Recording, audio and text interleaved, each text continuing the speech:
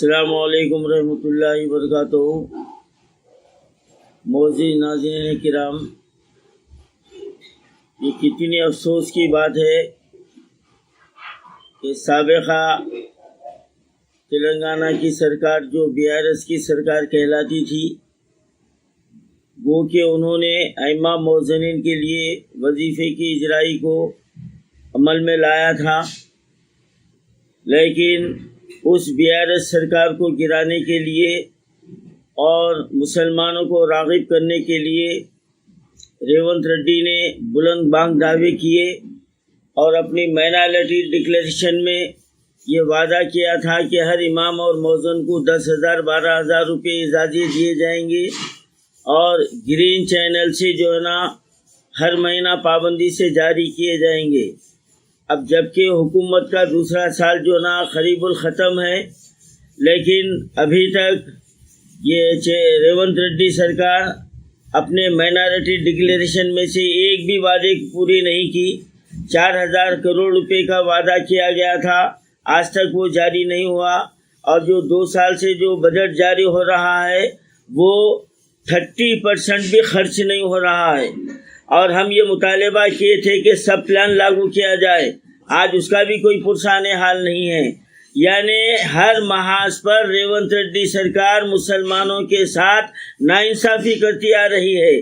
और अब देखिए आप, चौथा महीना चल रहा है, हमारे अइम्मा मुअज़्ज़िनीन एजाज़ियों से महरूम हैं।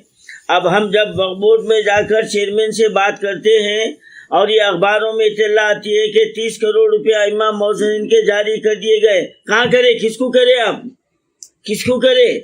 जब हम ये सवाल लेकर चेयरमैन वक्फ बोर्ड से बात करते हैं तो ये कहा जा रहा है कि भाई CO साहब का तखर्रुर नहीं हुआ, CO साहब की सीट जो ना 1 महीने से है, जो काम चल रहा था केसा डाल के CO को हटा दिए और हमेशा वक्फ बोर्ड में CO की सीट एक मसला बनते जा रही है। तो यानी ऐसे आदमी को बिठाने की कोशिश की जा रही है जो है ना खिलौना हो, कोई भी खेल सकता है उससे, और जो काम करने वालों के लिए जो है ना उनके लिए वहाँ पर कोई जगह नहीं है। तो CO का मसला आज 3-4 साल से चल रहा। शाहनवाज कासिम को हटाया गया, उसके बाद ख्वाजा मोइनुद्दीन को हटाया गया, अब असदुल्ला साहब को हटाया, आखिर रखेंगे किसको? सवाल ये है। और आप ये काम करते हुए ना वक्फ बोर्ड के स्टाफ की तनख्वाहें जारी हो रही है, ना जो है ना अइम्मा मुअज़्ज़िनीन के इजाज़े जारी हो रही हैं।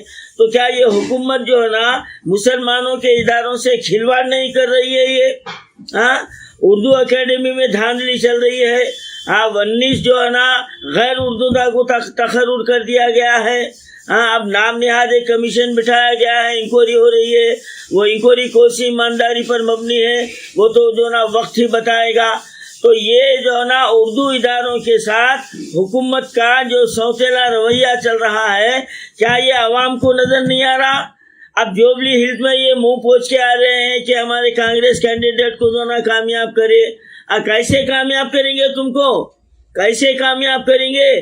तुम मुसलमानों की पीठ पर छुरा घोंपने वाली ये रेवंत रेड्डी सरकार और मुसलमानों से वोट की भीख चाहती है।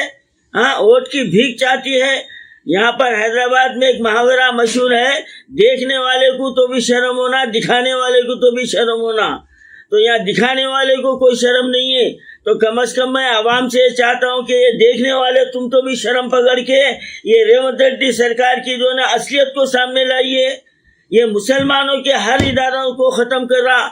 अभी कल की रिपोर्ट आई है कि कई उर्दू कॉलेजेस से उर्दू गायब हो गई है और उर्दू कॉलेजेस में उर्दू जो ना मदारिस में उर्दू टीचर्स का अपॉइंटमेंट नहीं किया जा रहा है।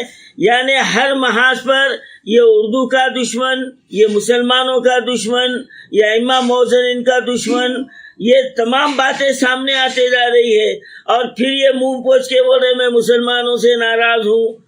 अरे तुम पैदाइशी नाराज़ है मुसलमानों से, और तुम्हारी नाराज़गी से हमारा कुछ जो ना बदलने वाला नहीं है, कुछ बिगड़ने वाला नहीं है।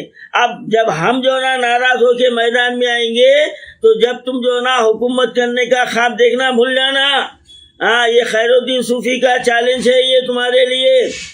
ये चैलेंज है। और अगर जुबली हिल्स से मुस्लिम उम्मीदवार को टिकट नहीं देंगे तो जुबली हिल्स की सीट भूल जाना। اب ہم وہ جو ہے نا زمینی سطح پر کام شروع کر دیے ہیں اور آگے بھی جو ہے نا اس کا خمیازہ ریونت ریڈی سرکار کو بھگتنا پڑے گا.